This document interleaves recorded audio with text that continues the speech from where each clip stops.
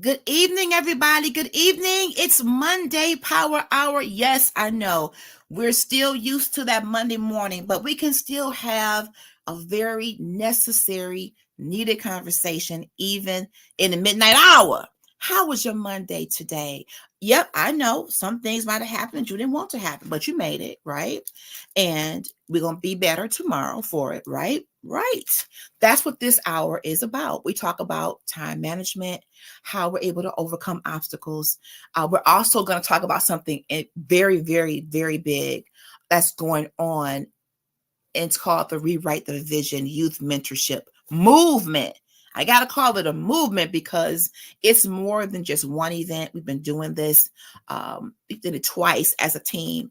Our visionary, our third Monday Power Hour guest, Andrew Griffin, has been so instrumental in making sure that we bring our gifts to the table. This team is phenomenal. You saw them last week before the event. Now we're back after to kind of reflect on what happened in this amazing moment with these amazing young people. Shout out to every parent who brought their children to the Rewrite the Vision Youth Mentorship event.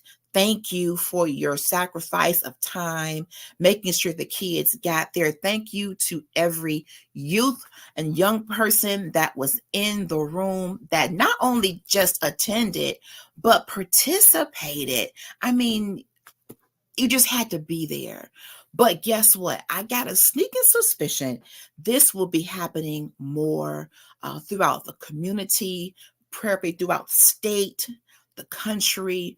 This is major. So I'm going to pray. I need you to tag.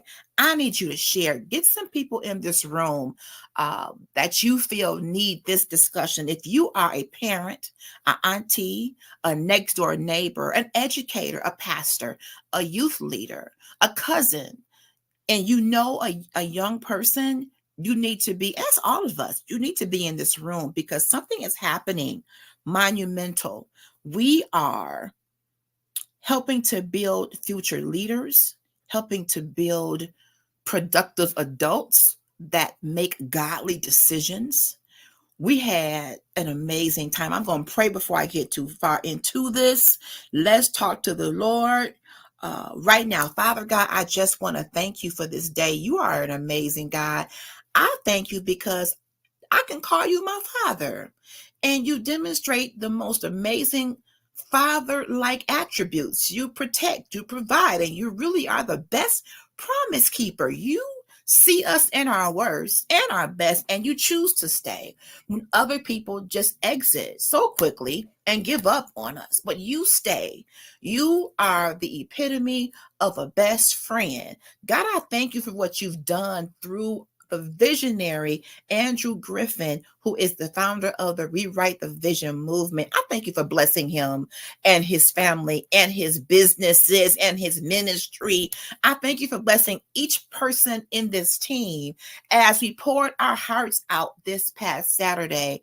Replenish more ideas, more wisdom, more guidance, because we have decided to stand up and speak for and advocate for and stand by our youth and partner with them as they grow up. We're not just throwing them out there into adulthood and say, just go and swim the best way you can. We're there with the life jacket. We're there as lifeguards. We're there as guides and mentors and coaches so that they can succeed.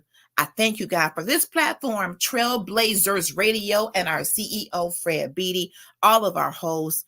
God, just come on in the room. You already have an open invitation here, so make yourself at home, settle here, and let something be said, done that encourages someone to just keep going. In Jesus' name, amen. Let me get my people in the room. Let me get my people in the room. Come on here, Dream Team. Here. This is a portion of the Rewrite the Vision team. Hello, my sisters, my brother. Hello. Thank you for being here. This is such an amazing time. My daughter is in the live chat. Hello, Gabrielle Harris. Hi, my darling. I love you too. Aww. Hey, girl. So sweet. So, welcome again. You all have an open invitation here. You at home. I'm not bringing you no hors d'oeuvres. You can go in the refrigerator and get whatever you need, because once you come to my house once, no, you don't get served no more. You family, you go get what you need. You come on and sit down. That's how that works in our culture. So I want to welcome you again to this podcast, Monday Power Hour. For those who've been following me, was developed to bring us in. Here is that Monday.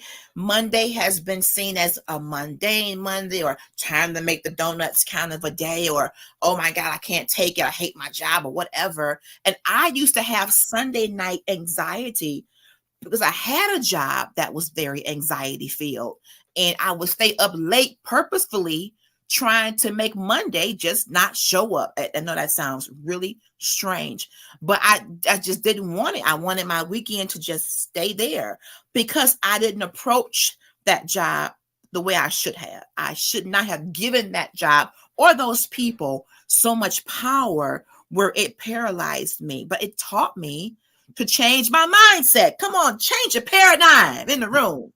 And I had to shift. And now in my new assignment that I love, thank you, Lord, for the assignment. You answer prayer. Now I look forward to Monday. I look forward to seeing the patients that I see and the coworkers that I have. So let's talk a little bit about time.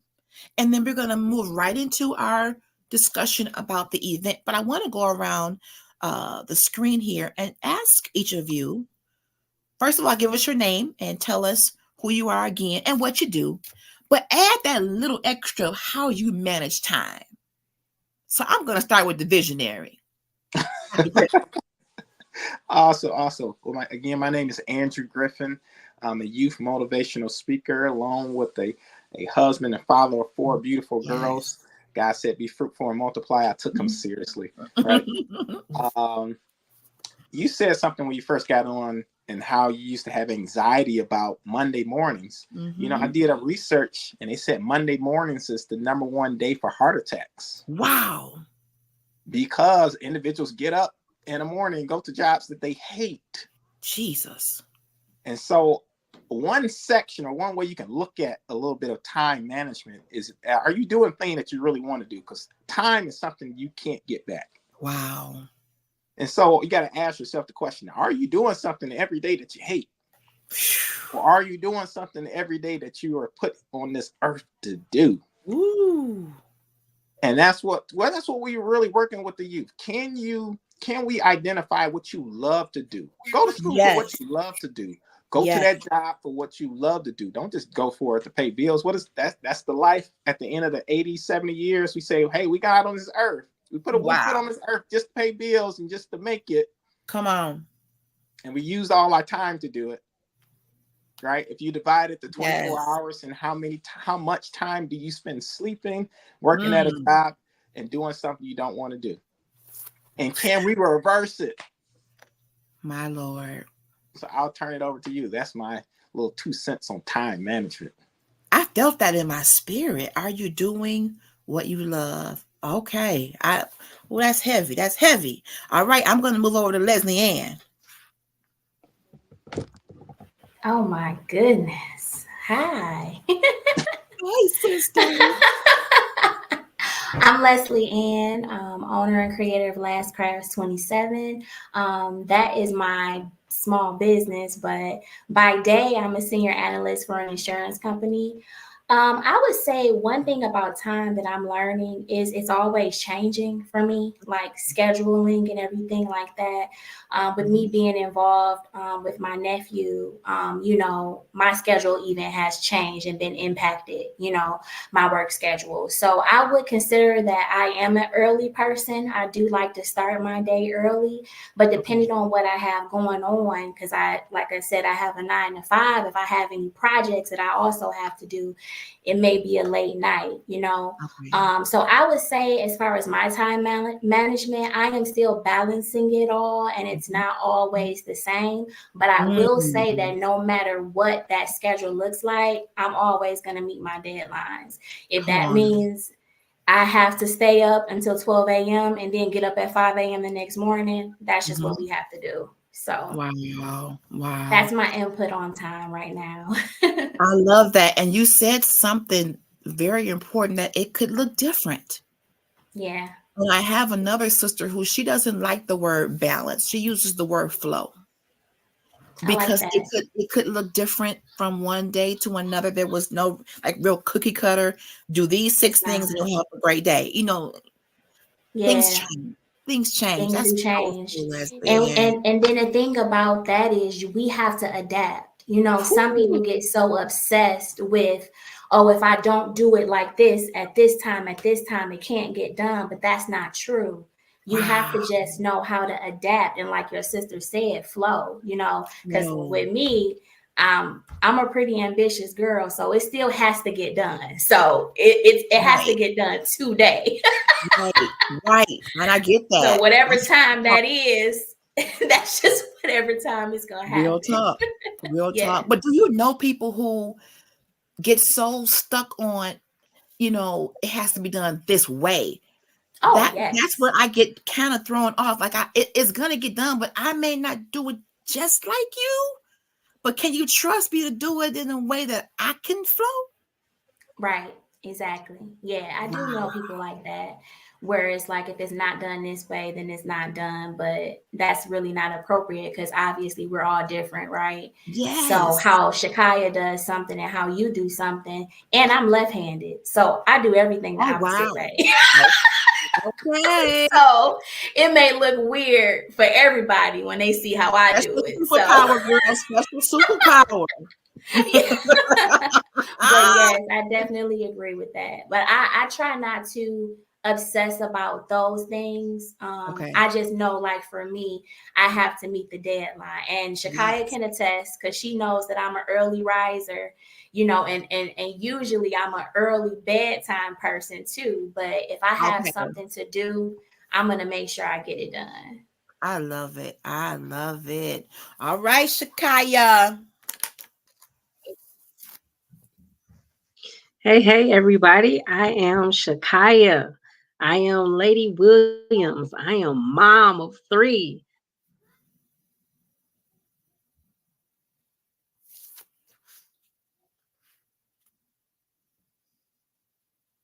Did we lose Shakaya? She is I think she's frozen. frozen. Let me That's shoot her okay. a Hey, text. Simone. Thank you all for being in while we get our sister back. Thank you all. Please go ahead and tag and share. And for those of you who follow Power Hour, we call Like I ourselves am every calendar woman rights. sometimes. Oh, there she is. Go ahead. We lost your sister, but you back. So if you was talking, you got to start over. Okay. Look, my internet is a hater, I think. Um, okay, I'm gonna just start from I think I'm every woman, the owner of the Black Bag Culture. It started out as like office supplies, notebooks, folders, and things like that. But the real ride in my hand was writing. I've been doing it my whole life. I was doing it for free. It is the thing that will get me out the bed in the morning that I love to do. It is not Mhm. whatever my 9 to 5 is. We will not talk about that on this blessed Monday. But it is what I do, and I'm very happy to do it. It is my little piece of joy in the midst of the storm.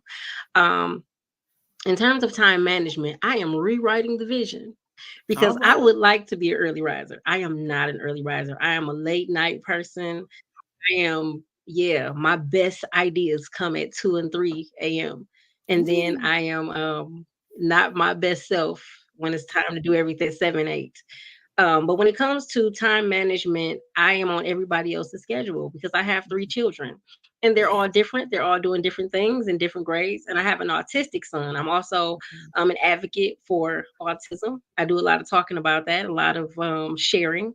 But my autistic son has a bit of OCD. He has a schedule in his head that he will follow to a T. When we Wow. went into COVID, he went to the front door and stood there with his book bag because he Wow. knew without knowing how to tell time that it was time to go.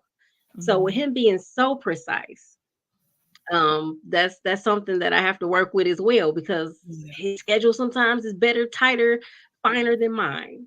But I think Mm. it's very important to be able to schedule yourself in a way however your flow is, whatever it is you do, you got to get everything done. Everybody got the same 24 hours. You just Yes.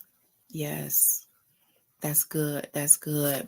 Simone says, wow, Simone is my original person who started Monday Power Hour with me. We call ourselves Calendar Rights. And we were just saying that we have not gotten together. We used to have our own kind of conference call with our calendars and sit there and mark in our work schedule, our projects, our church obligations. We put everything in the calendar. We have not done that in a while, and it's time for us to get together, Simone, because I'm feeling a little overwhelmed, girl, with this new assignment I got. Oh, is she back? You back, Shakaya? You back, sister? That was profound what you said. You, of course, from what you said, you really have to make sure I like how you said your different things to your family, and each one has to have a different version of how you approach time. And that's probably how I'm thinking educators probably look at their students. Each student has to have the tailored amount of time to make sure that they learn. That's how parents have to do with their children. Each child is different. And I feel like when you have that open mind, and I'm learning this, you all, because I'm a stickler for an itinerary. I am a trainer by trade. I'm used to making plans at this time, chapter 1, at this time, chapter 2, this time. But sometimes things don't go according to the written agenda, and you've got to be flexible. You mentioned that too, Leslie Ann. Sometimes you just got to change and shift and adapt. That's the key word. Can you adapt? And that can even be a spiritual thing. Can I adapt when things come my way that maybe I didn't really plan for, didn't really want to happen? Could those things have come my way to strengthen me? Could they have come to stretch me? Because sometimes we are creatures of habit. We like things to happen the same way every day. Go the same way to work, get the same plain bagel with blueberry cream cheese and a Diet Coke with 3 ice cubes. Everything has to be the same. But sometimes you're going to have to adapt to some different things. COVID-19 changed our entire world. Before that, it was 9/11 that changed our entire world. So every so many years, something happens that just changes the way that we exist. And if you're going to combat anxiety and depression, you're going to have to adapt. And I'm learning that going back into the workplace has been a definite game changer, physically, mentally. I thank God for the resource of a paycheck. I'm grateful, but every bone in my body sometimes feels it. A lot of prayer. I wish Ben Gay didn't have no smell. And I would lather up. But I don't want to go in there smelling like, Shady Pines nursing and having rehearsing. So I just don't put it on. But I do get my good Tylenol. I get my swig of water, and I do what I have to do. So let's take that time management. Hello, Tiffany Craig. Tiffany's in the comments. Okay, Simone has a comment here. She says, yes, sis, it is definitely time to get together to get our calendar in order. Because when you don't do that, you can overcommit. Have you ever overcommitted and then somebody had to get that dreadful phone call? Girl, I can't. I'm so sorry. I overbooked. I triple booked. I double booked. I've done that. I have missed at least 2 doctor appointments since I started working because I did not check my phone. Got to get back on that path of what's in the calendar, whether it's a physical one or your phone, your Outlook, whatever you have. Routines are definitely a thing for children, yes. And some adults need a routine. But sometimes as adults, we have to kind of say, okay, my routine may have to change. I'm doing good, Tiffany. Thank you for being here. We appreciate you being here. Brother is back. Yes. So, brother, I want to segue into the rewrite the vision phenomenon that we've been doing, the tour, hashtag the tour, and talk about what you feel were the most memorable moments for you. And then while you're doing that, kind of bring our audience up to date on what the vision is, what you want to accomplish with this? Absolutely. So I'll start with Brother TJ. He had one of the most Ooh. remarkable speeches, and it wasn't long, but we had maybe about 10 or 12 speakers, but you remember Brother TJ. What was Yes. so interesting about Brother TJ is I could not get him to say a word just a few months ago. Wow. Actually, maybe a couple of weeks ago. Like, we've been having leadership meetings on every other Monday, and TJ, I've been trying to get him to say 1 or 2 words at a time.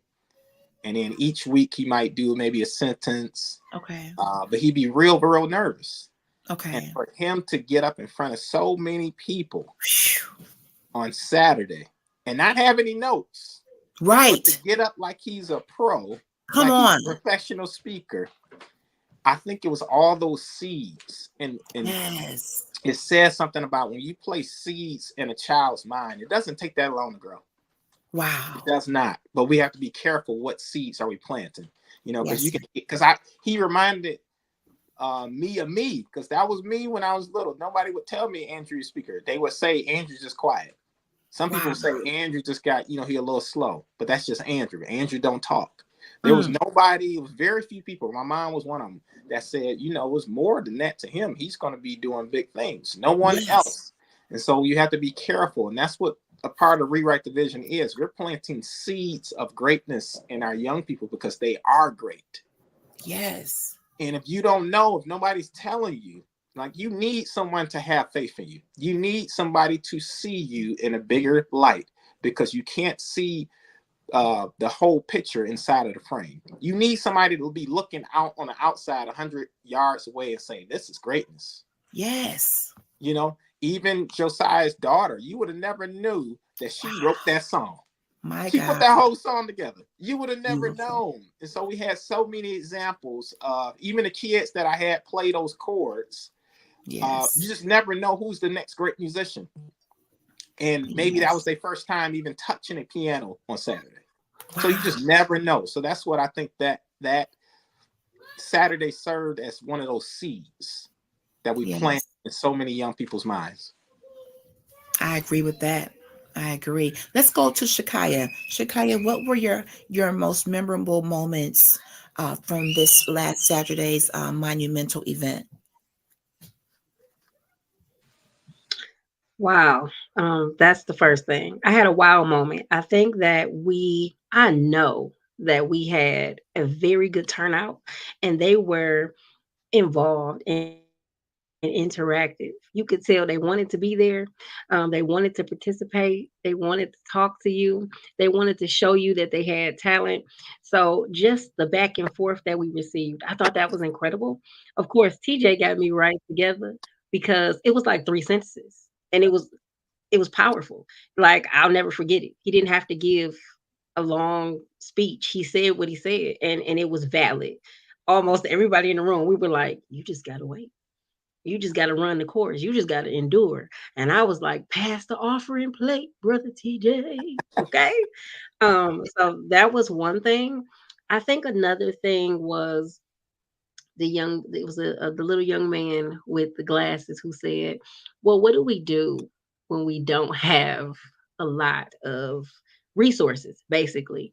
And the answer that Leslie gave was like, do you have this? Do you have that? You got everything you need. Because a lot of times, even as adults, we overthink what we need to do it. A lot of times we have everything that we need already, but the picture is so big. Like Andrew said, we're looking at the picture, but if we just Yes. stood back, we could see, like, oh, wait, I actually have it. And I believe that Yes. young man, he left with something. He left with some paintbrushes and things like that. And that was God too. Because Yes. somebody else had wanted and was like, I'm gonna give this back. And he wanted it and he ended up with it.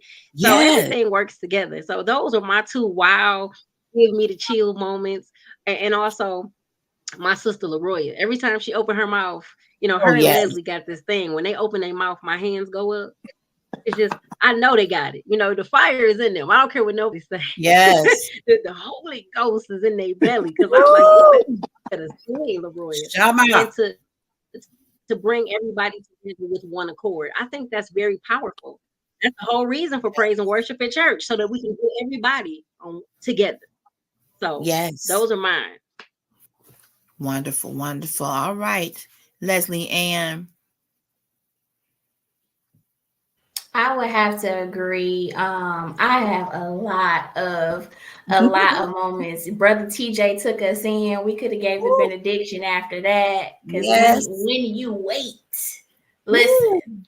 It was very timely. The little boy with the glasses definitely touched my heart. Another thing that really touched my heart too, outside of the interaction, was when the hugs came. Like, so many people needed a hug, and I just felt the love in the room, and I'm like, this is what it's all about, like humanity, you know what I mean? Because a lot of people some children don't get affection at home, some adults go without affection, some adults live by themselves, older adults that never get that physical touch on a regular basis.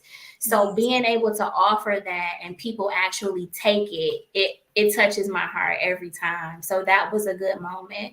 Another moment that I had, actually, after the program was over, I went over and I talked to Kat Shea, who turned from urban fiction to Christian writing. And what stood out so much about her was she has an autistic son that's 20 years old. So I talked to her a while, a little bit, and then I brought Shakaya over because Shakaya has an autistic son. And I'm like, this is just so divine. Like, once you start opening your mouth, you don't know who you're standing next to. Like, it takes a village for kids and adults. So her and Shakaya were able to connect and exchange ideas and moments. And, it was just so powerful. It was great. And then Nicole shut it down. Oh my goodness. Oh, that was great. The mother that asked the question about confidence, it's just one after another. The whole program was amazing. And Andrew, you didn't even have us in a church this time, but it always seemed to go there. It does. But it was great. The whole program was great from beginning to end. So it was amazing. It certainly was. And first of all, let me just tell you that Reverend Casbo gave us some fundamental, foundational, let me get you right together in case you strayed too far away, knowledge about the Word of God and the type of diversity that was in the room. It just spoke volumes, because we want our youth to understand that this world includes different types of people. That's right. And we want to embrace our similarities and our differences as well. But what united us at that moment was our love for God and the Word of God. Tiffany, we will be doing this again. I just got a sneaking suspicion, Tiffany Craig, that this will be happening again. Oh, my sister Sandra Cobb, Elder Sandra, the forgiveness coach, is in the room, and she says Tiffany is an amazing coach for solo moms, parenting children with unique needs. I'll write that name down. We may have to connect with Tiffany Shoemaker. Thank you for that, Elder Cobb, because I think from what I can gather in that room, this is going to be layered in a good way. That's right. Because you've got youth, you've got children, you've got the clergy, you've got the aunties, you've got all these different people who came together, but the youth were the center. And we made them know that you're why we're here. You are the guests of honor. So however we can collaborate to make sure that however we get to them and their parents, because we couldn't get them there without the parents. They're not driving yet. So we have to get them while they're young. But Reverend Casbo, he really, I'm glad that he started it. I like that he set the tone for that foundational discussion about the word of God, and even talking about marriage. Yes, we've talked about marriage. We're talking about godly principles with our youth at a young age. So it was phenomenal. And the entire time, looking at the children's responses, their attention, like they were engaged, like, okay, wow. And then Lanaya's song fit the entire theme and touched my soul. I told her dad, I said, you just don't realize sometimes adults need the reminder about, following your dream, and you can do it. Don't let the enemy, distract you. That's a whole sermon. That's a whole series. That's a whole revival for 7 good days, at least 7 whole days.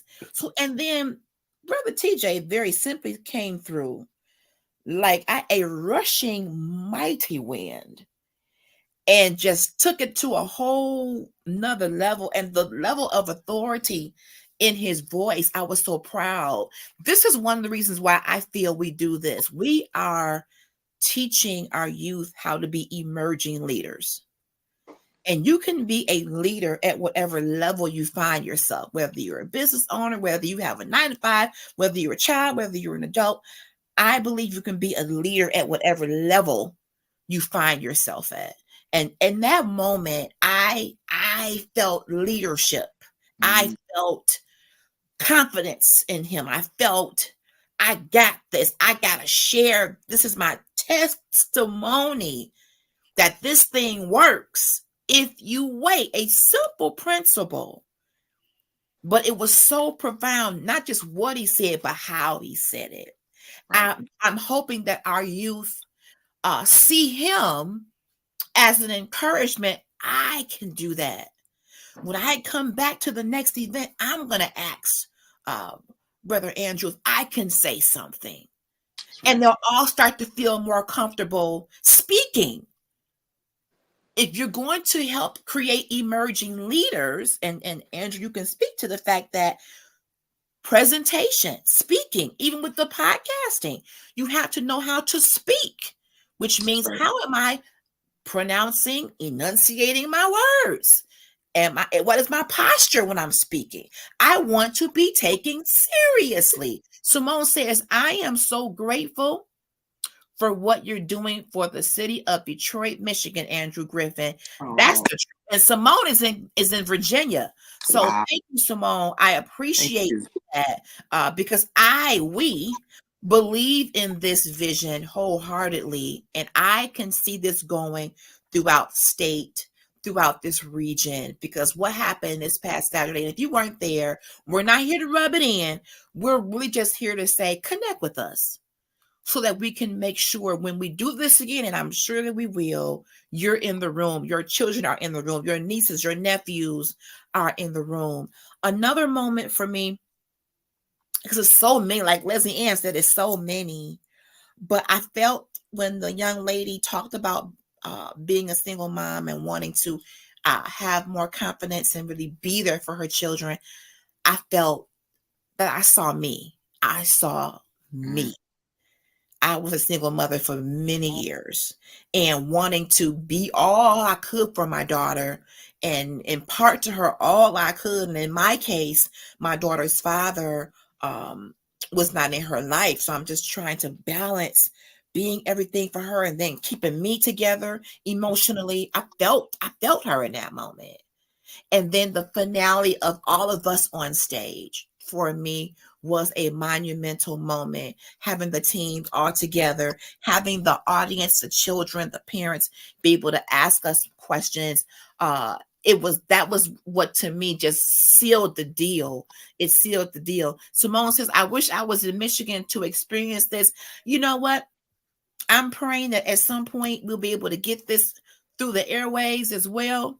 Simone, and we're going to get you here because Simone is one of my besties from Virginia, has been following this platform for years, and I'm hopefully to get her here for the next one. That would be great to even see you on that stage, Simone, because she's doing youth conferences for her church. She's an amazing podcaster and speaker herself. So this is amazing. Question to you all on this screen. What do you believe self-care looks like for a young person? I'm going to start with Shakaya this time.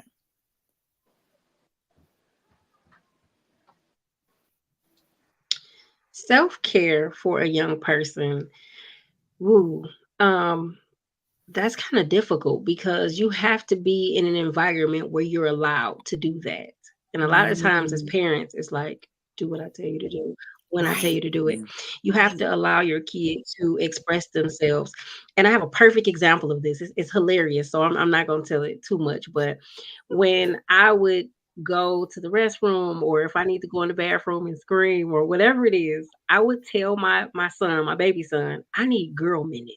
Right? This was my way of making him understand what privacy was. And so one day he was sitting in the living room by himself, and I went in there, and I'm just in there like kicking up noise, probably, cleaning up around him. And he's like, hey, I need boy minutes. And I was like, but then I thought about it, like, if I don't respect his boy minutes, he may not respect my girl minutes. So I have to do this,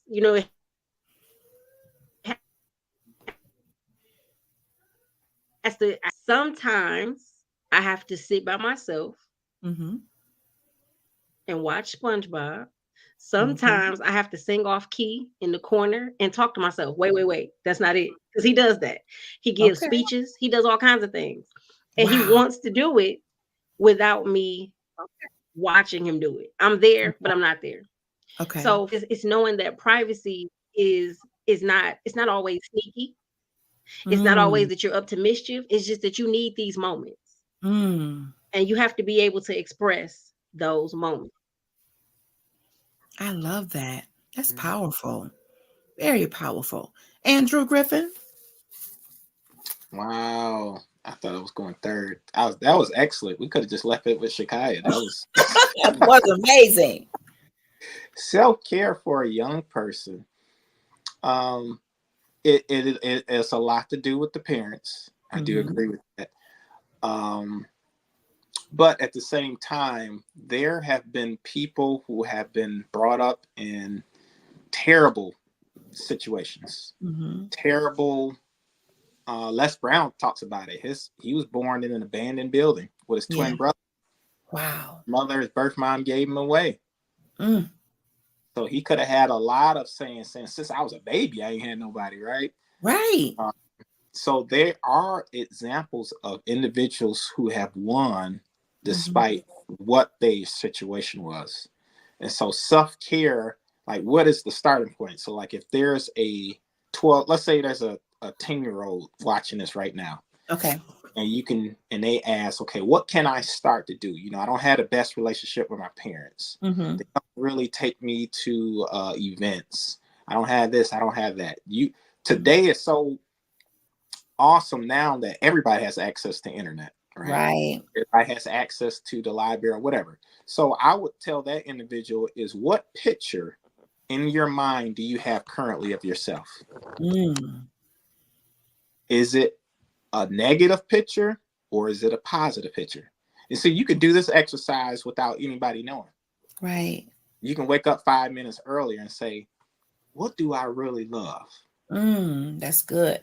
And I know we're talking about youth, but this is sometimes what adults need to do too. Yes, sir. What is that picture I'm seeing in my mind when I wake up? And when I first wake up, am I thinking about all the bills that I have to pay? Wow. Because if you wake up with that, you're going to go through your whole day with that stuff. Yes. And it's like going through a whole week without taking a shower, right? Mentally, we have to take showers to clean those negatives out. Come on. 80,000 or between 25,000, depending on your age, 25,000 and 60,000 thoughts a day. 80% of those are negative. 95% are repetitive. My God. And so some of that self-care is so much mentally. And you can do that without other people knowing. And you can do that, and it might take 15 minutes, you say, hey, I'm going to take 2 minutes just picturing the person I am, Wow. picturing the person walking into that classroom, picturing me getting an A on that test. Yes. We're not taught that in school, to imagine yourself getting an A on the test. We're taught to cram, to get all this information that you might not need or use or forget 5-10 years later. And we're not taught to mentally, physically, just picture yourself getting an A. Wow. Picture yourself not having to deal with that bully or stepping up to that bully. That's all a part of self-care. And so I think those times in the morning, those times at night, those times where you can find some type of quietness. I don't care what age you're at. You can find something, right? Yes. What's that picture you walking around every day with? And sometimes we don't know. We walking around that picture all day. Yes. I'll share this. I'll turn it back over to you. When they first told me I had diabetes, I would just I carried it with me. So every time I looked at food, I'll be like, I got diabetes. Can't have that. I got diabetes. Can't have that. And I felt so guilty. I was putting more stress on my body. My God. And diabetes is a result of stress you put on your body. So every time I would see food, every time I would wake up, I would say, I have diabetes. I have this. And I kept it. And until I said I don't have it anymore, those numbers never went down. I was going on all types of diets. But mentally, I was walking around with a picture. My self-care was off. Woo! Wow. That is powerful. That is powerful. That's a whole word. That's a whole word for an adult. And you just made me think about, as a child, growing up in the time frame that I grew up in, kind of going back to what Shakaya was saying, kids didn't have a whole lot of input. You didn't walk up to your mom and say, you're making me anxious. You're making me feel a little, stressed out. I mean, you get knocked back to Jerusalem. So now we finally have gotten, I believe we've gotten to a place where we see children do have a voice. They do have thoughts. They do have their own personalities, and it's not all being sassy and disrespectful. I was that child that just liked to talk. That was what I love to do. I have two very talkative parents. It's their fault. So I'm a product of these two people who are preachers, very great speakers. I mean, that's what they do. So I'm just like them. But it was like, oh my God, here she comes with these questions. I had interview questions at 7 and 8. I got just had a few questions and I have a whole notebook, like, I was that one. But it's like, pay attention to those things. Your children kind of are giving you a kind of a prelude of what they may end up doing in life. My self-care was my writing. The teacher said, your writing is it's too dark. It was a cry for help. Yeah. That's how I felt. We got a comment here. Tiffany Craig says, self-care to me for a child is just being a child. Sometimes nowadays kids have adult problems or just knowing the issues that their parents may be going through, and worry about things they can't change. That is true. A lot of times our children feel some of the stress of the parents. I felt that finances was a very tough thing for my parents. When my mom married my stepdad, he already had 4 children under 18. So finances was always a very tough thing. And I felt that tension in the house. So that's very true, sis. Sometimes our children feel the spirit of the house. Right. And we have to find ways to, okay, mommy and daddy, you may have to go in the room and have those conversations one-on-one. Not saying that your children should be shut out from the real deal, but we don't want them to miss a childhood, if that makes sense. Now, I told my daughter at some point, we do have some financial difficulties. I can't buy A, B, and C. That's why today she's very budget minded. Because she knew from growing up, my mom works really hard and she tries to get all that we need. And she wanted to make me aware that the rent was the top of the list. And then came the car. We got to be able to go to, she got to be able to take herself to work. She got to be able to get me to school. And she going to make sure I have clothes and water and chicken. And yes, we had a priority. Okay. We had a priority. Leslie Ann, let's talk about self-care for youth. What's your take on that? I kind of want to piggyback off of Andrew. It's funny that you brought that up about like when you found out that you had diabetes. It's like it almost got worse because that's all that was on your mind. My sister and I were just having this conversation. She's also in healthcare, and we were talking about how, you know, a lot of people avoid going to the doctor, and she's seen people that come in feeling fine physically, you know, and come in after maybe years of not going to the doctor. And then all of a sudden the doctor brings down this scroll and says, hey, you got A through Z, and this not right, and this not right, and this not right, and we want to treat it with this, this, and this. And she's literally seen people physically deteriorate just because now they've been walking around with this for forever, but now because you've brought it to my attention, now I'm constantly thinking about it, and now it's just constantly getting worse at this point. So that was that. We just had that conversation. So I just wanted to piggyback off of that. We do have to be mindful about what we think, you know, what we think about. Even if we do get a sour report, you know, God has the final say. And as Shakaya had pointed out during the conference, there's a difference between worry and concern. When you worry, we get the negative, like it's a difference between a response and a reaction, right? If you have a reaction to something, then that's a negative. But if your body is responding to something, then that's a positive. So yeah, you might have gotten the scroll, but let's be concerned about it and let's find out what we can do to remedy it. So I just wanted to touch on that. For me, I would say self-care for a child would be whatever they find that's just for them and whatever makes them feel good as far as expressing themselves. I was fortunate enough to grow up in a household that taught me confidence and built up my confidence. My mom, though, she overcompensated because I was the chubby kid, right?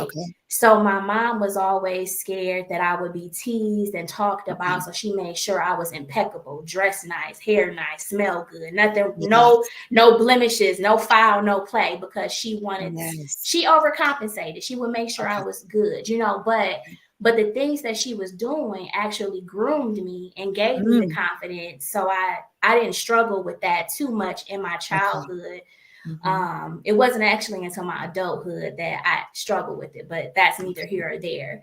But I found that even though I grew up in a household that had love and showed me confidence, when I would get super sad about whatever I was feeling as a child, or upset or angry, I couldn't verbally express myself. So I just started writing. So that was my outlet.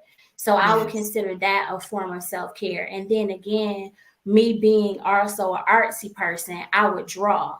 So those were my moments. My creativity was my self-care.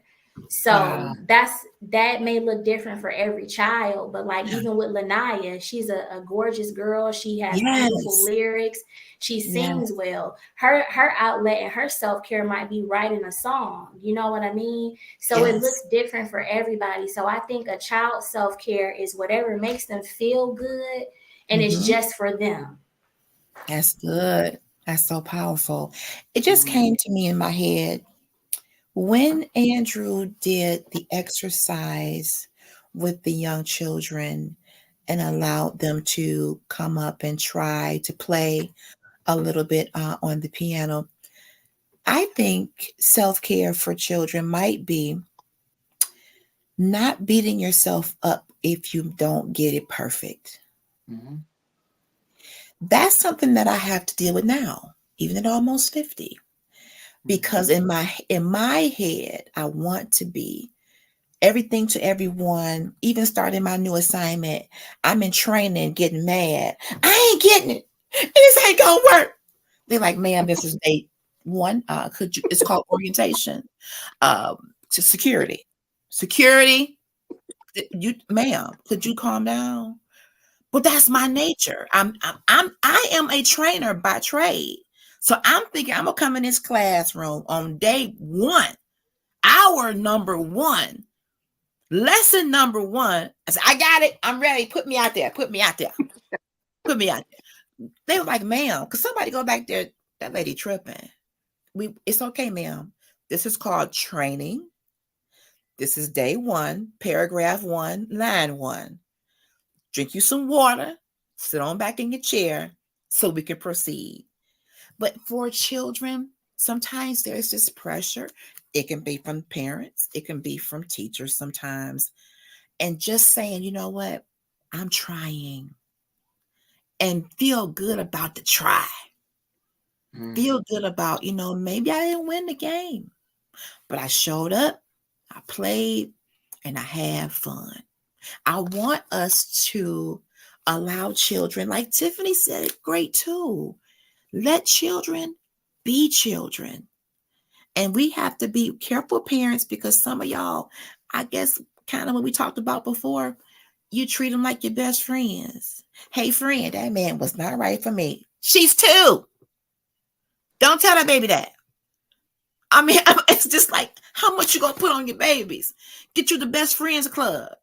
Get you some Facebook groups and some sister sessions and some therapy, because maybe we push our children out of childhood into adult situations prematurely, and they don't get a chance to enjoy just being a kid. How we used to go outside and you might get dirty and your clothes. When I sent you outside, you look good, but now, yep, I had fun, mama. I'm a kid. Socks toe up, J curl dry. I put that activator in here. You done came back here dry. Listen, let these kids be kids. Elder Kyle has a comment here. When we talk to the youth, even adults, about self-care, do we have to be mindful to mention that caring for themselves shouldn't be harmful? Caring for themselves shouldn't be harmful to others. Oh, great point. Great point. I like that. Forgiveness coach. I love that. Auntie Emma is in the room. Y'all meet my Auntie Emma. Hello, Auntie. That's what she called me, Auntie. I love you, Auntie. Thank you for being in the room. Before we go, I want to talk about what might be next, Brother Andrew. What is your desire for Rewrite the Vision? Where do you see this going? And for those of you who feel like you want to be a part, or you want to connect, or please connect with anybody on this screen. We are looking to get the whole community involved. We want the villagers in the room. The more our children see us come out and show up for them, I think they get the strength that they need to keep moving forward. So I'm going to give you the floor, Andrew. Let's talk what your vision is next. What's next? Absolutely. When your phone dies and you plug it up to the charger, and you see, if you got an Apple, you see that big Apple pop on the screen, and then you see it charging at 1%. Mm-hmm. We're just getting started. All right. We're at the 1% mark. Even when you first and you're dating someone, you first get married, that's the beginning. Yes. That is the beginning. If you're in sales and you sell a product to somebody, even though you sold it to them, you think that's the end. No, that's just the beginning. Wow. This is just the beginning. And this is, I'm so grateful for you, because this is one of the platforms that we get to answer those questions. We get to help in our youth. And yes. I know you put that email on the chat for everyone to see. We want to hear your questions. We want to hear your concerns. We want to hear, hey, how can we bring this to our church? How can we bring this to our school? How can we bring this? Just, I just want to get my nieces and nephews together. Can y'all come and just encourage them or give some feedback with them? All the above. Yes. We're just started. We're going to have something coming up within the next couple of months, and we're going to get that information out.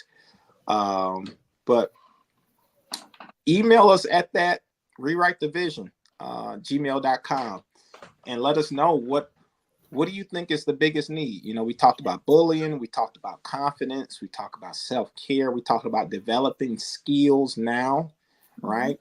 So they don't have to work those crazy McDonald's, Wendy jobs for 10, 20 hours a week. They can hone in on their skills now so they can pay for their own college. All right, now, come on. I would is we're just getting started, right? We're open to stuff. It's not theory that we're teaching. We're teaching stuff that we've been through. We're teaching stuff that we've been through, and we're putting it all on the floor, all on the table to help our youth get to the next level.